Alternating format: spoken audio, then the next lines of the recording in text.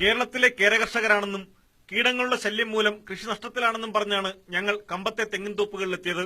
ഇവിടങ്ങളിൽ മുഴുവൻ തെങ്ങുകൾക്കും ചുവട്ടിൽ തുളയിട്ടിരിക്കുന്നു. അലൂമിനിയം ഫോസ്ഫേറ്റ് എന്ന മാരക വിഷം വെക്കുന്നത് ഇതിലാണ്. വർഷത്തിൽ ഒരു തവണ ഒരു ഗുളിക വീതം വെച്ച് ചെളികൊണ്ടടച്ചാൽ ഒരു കീടവും ബാധിക്കില്ലെന്ന് മാത്രമല്ല, കരിക്ക് ദീർഘനാൾ കരിക്കായി തന്നെ നിൽക്കുകയും ചെയ്യും. വെള്ളത്തിന് സ്വാദ് വർദ്ധിക്കുമെന്നും പറയപ്പെടുന്നു. தென்னை மரத்துக்கு அந்த உள் மாத்திரையே வேறு எடுத்து தண்ணி மருந்து கட்டினோம்னா எந்த நோய் வராது, சூப்பரா காய்ச்சிக்கே இருக்கும். நல்லா ஒரு அரை மணி நேரம் கழிச்சு அப்படி நின்று காது விட்டு கேட்டீங்கன்னா அந்த மரத்துக்குள்ள மாத்திரை வேலை செய்ய முடு முடு முடு முடு கேட்கும். நம்ம கண்டு அப்படியே ஏறும் உள்ள மாதிரி கீட்டா குறுத்து வரைக்கும் ஓடி போகும். ഒരു 3 മണി നേരം കഴിച്ച് പാത്തീங்கன்னா அந்த 35 വണ്ട് വിടും.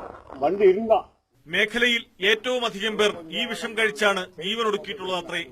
വിഷം വച്ചാൽ 30 ദിവസത്തേക്ക് ആ തെങ്ങിലെ കരിക്ക് ഉപയോഗിക്കാൻ കൊള്ളില്ലെന്നും കർഷക തൊഴിലാളി പറഞ്ഞു. அதுக்குள்ள ஒரு பவர். அப்ப அது நம்ம வச்சுட்டு உடனே நம்ம சாப்பிட்டா நம்ம உடம்புக்கு அது அன்னைக்கு சாப்பிடக்கூடாது. அடுத்த 30 நாளைக்கு அந்த இலையை சாப்பிடாது. ஒன்னும் பிரச்சனை இல்ல. 30 நாள் கழிச்சு ஆட்டோமேட்டிக்கா அந்த இதெல்லாம் இருக்காது. அப்புறம் பாருங்க 1-2 பிஞ்சு கூட உருவாது. എന്നാൽ പലപ്പോഴും ഇത് കണക്കിലെടുക്കാതെ നല്ല വില ലഭിക്കുമ്പോൾ കരിക്ക് വിൽപ്പന നടത്തുകയാണ് ചെയ്യുക. ശബരിമല സീസൺ കാലത്തും മറ്റും കേരളത്തിലേക്ക് ഏറ്റവുമധികം കരിക്കെത്തുക കമ്പം മേഖലയിൽ നിന്നാണ്. വേരുകൾ കീടനാശിനിയിൽ വെച്ചും ഇവിടെ തെങ്ങിന് വിഷപ്രയോഗം നടത്തുന്നുണ്ട്. പ്രദേശവാസിയായ ഒരാളുടെ സഹായത്തോടെ ഞങ്ങൾക്ക് വളരെ വേഗം അലൂമിനിയം ഫോസ്ഫൈഡ് വാങ്ങാനും കഴിഞ്ഞു.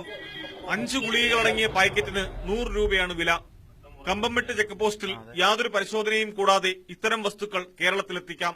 സംസ്ഥാനത്തെ ചില കേരകർഷകരും കീടശല്യത്തിന് അലൂമിനിയം ഫോസ്ഫൈഡ് ഉപയോഗിച്ചു തുടങ്ങിയിട്ടുണ്ട്.